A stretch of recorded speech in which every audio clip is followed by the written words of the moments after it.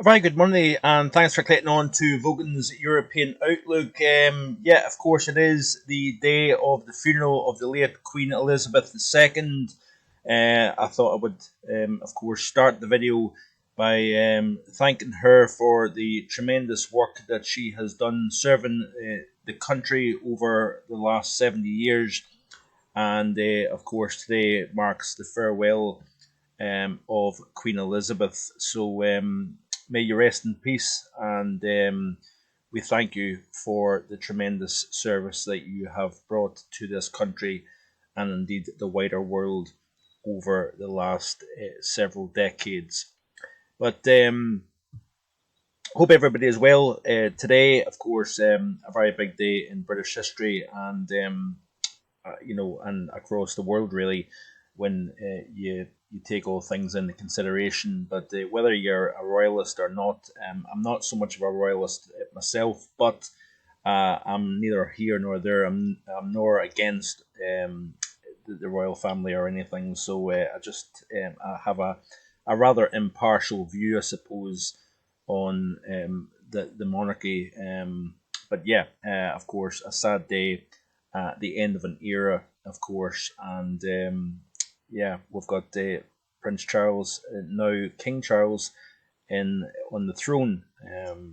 So it'd be interesting to find out actually what your views on that are, and whether you think he can live up to the tremendous legacy left behind by Queen Elizabeth. I'd be interested to know your comments and thoughts on that. But anyway, we have got weather to speak about, and we are in a little bit of a quieter regime for the course of today and over the next couple of days. Temperatures nudging up slightly on what has been a rather cool past few days, thanks to northerly winds coming down from the Arctic region. And I've said several times over now that the transfer of tropical energy from the tropics up towards the mid latitudes and even the high latitudes has helped force the North Atlantic and the Arctic oscillation negative, producing a rather chilly theme. Very different story to compare to last September, when we had an incredibly warm September overall, and of course that was followed by a very warm winter. So it's going to be interesting to see, when all things are said and done, regarding this September, where we wind up in terms of the central England temperature and whatnot, and overall. And then as we go into the month of October, what type of pattern we get. Of course, once we go into October, rainfall can play a factor in terms of where the troughs and the ridges may set up during the early portion of the winter season. I'm going to talk about that hopefully in the next video, looking a little bit more about the winter, the current sea surface temperatures around the world at the moment, the Indian Ocean dipole being quite negative. We've got a westerly QBO, that of course is the zone of winds high up in the equatorial atmosphere. They're firmly westerly, will continue to be westerly through the winter season coming up, I think. And of course, where that may stand when it comes to the winter season.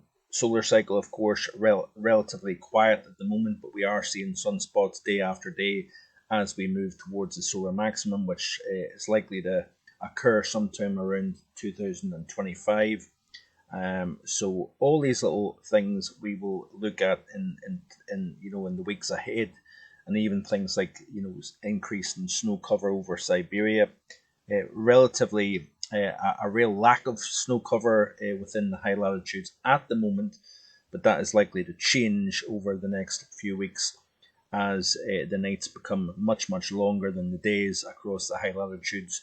The Arctic sea ice ready to reach its minimum, and it looks as if we are in a better state of affairs when it comes to Arctic sea ice this year compared to previous years.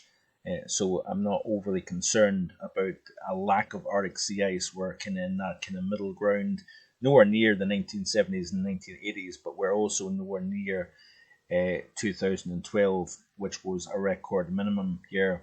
So lots of things to continue to watch the channel. So please, if you haven't already done so, hit that subscribe button. Please like the videos as well, and let me know that you're enjoying the content. But it looks as if it's a very interesting scenario. Models are becoming more and more consistent now at the potential for another shot of Arctic air into the UK pattern, helped by what is currently Hurricane Fiona over the North Atlantic, over the western portion of the equatorial Atlantic, should I say, affecting Puerto Rico. It's likely to track northwards off the east coast of North America, transferring a lot of heat out of the tropics up into the mid latitude region of the North Atlantic and indeed Greenland. So the North Atlantic oscillation looks as if it may be starting to go back negative once again. So at the moment, we've got a negative. It is expected to go towards neutral. We are supposed to see more lower pressure up towards Iceland as we progress through the course of this work week. And then there's interesting things coming up towards the end of the week, in the next weekend, and then possibly on into the early portion of October. Current sea surface temperatures look like this. La Nina is still going on at the moment here. It looks as if a cooling of the eastern portion of the equatorial Pacific looks to be keeping an east-based La Nina as we go into the heart of the autumn season. We've got, of course, very warm waters over the North Pacific, over the North Atlantic, especially to the south of Greenland. What will be interesting, however, is the northward push of tropical cyclones that can churn up colder water from deep below the Atlantic up to the surface.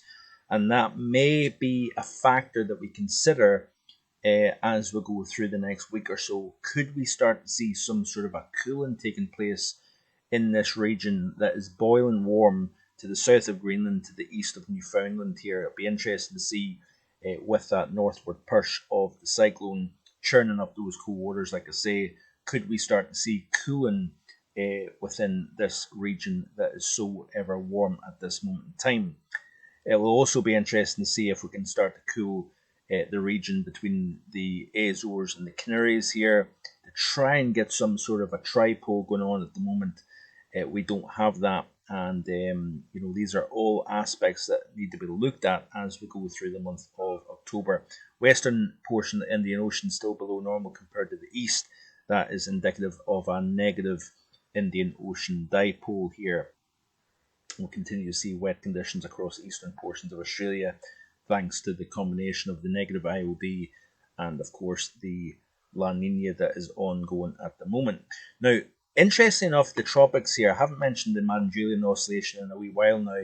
Of course, we've broke the heat wave across Europe, and now we're seeing the changes taking place here. But it looks as if actually what is going to happen is that we've got a kind of more widespread sinking over the Atlantic at the moment here. Now, at the moment, this is for Sunday, which of course is yesterday.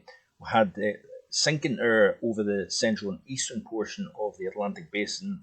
We've got rising air over the western portion of the basin here, and of course Fiona is in the area that is seeing greens at the moment here. So favourable Madden-Julian oscillation for activity within the western portion of the Atlantic basin. Eastern Pacific shut down. We've got very active portion of the western Pacific basin at the moment. Of course, we've got a super typhoon moving into Japan, potentially the strongest in several years here. And we have got widespread upward motion in this region of the Eastern Asia and the subcontinent at the moment here.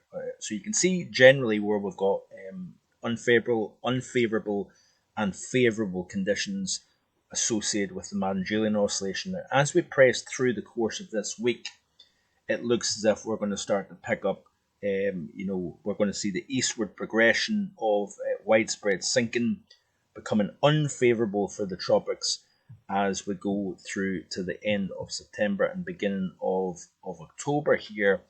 And this also may help lead to a negative North Atlantic oscillation. So widespread sinking air over the Atlantic basin over North America can lead to a focus of higher pressure over the North Atlantic and over Greenland.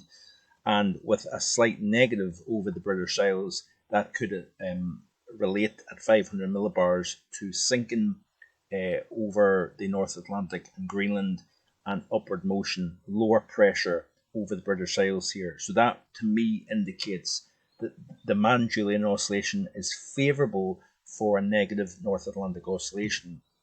Now, if you notice here, and this is the latest run of the GFS, the 850 temperatures.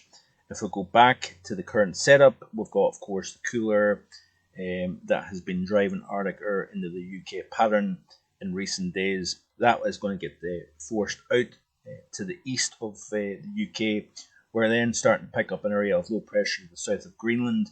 And of course, with a frontal system moving towards the British Isles, we'll pick up more of a southwesterly wind. We introduce milder air during the course of this week into the UK, so hence the temperatures rising once again. But it's then as we press through the course of the middle and second half of the week, we've got an area of low pressure quite deep just above Iceland, associated frontal system pulling colder in off Greenland here, and eventually that will start to push out its way across the UK, so becoming more disturbed, more unsettled.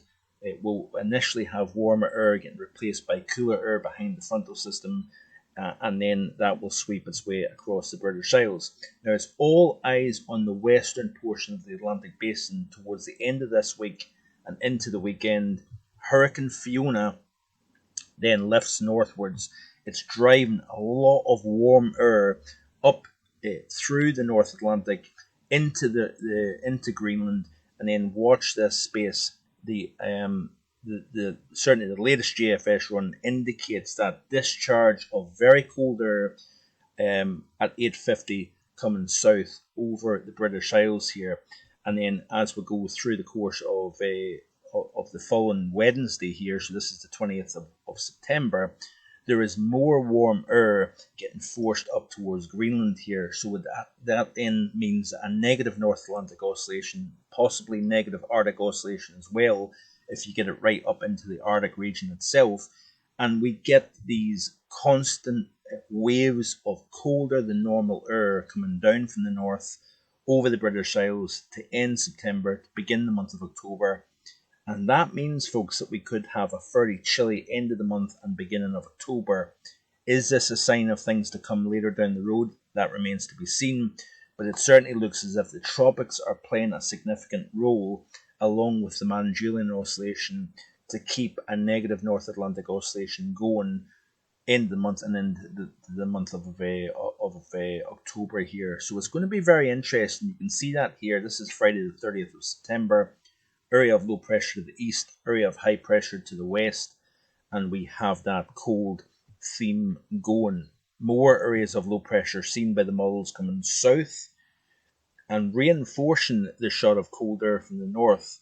So hill snow, below normal days, cold nights with frost, possibly even some ice away from major towns and cities.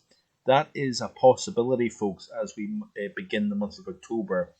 And this is certainly well worth watching as we go forward here. So certainly lots of things going on, through the course of today across the country, across many parts of the world.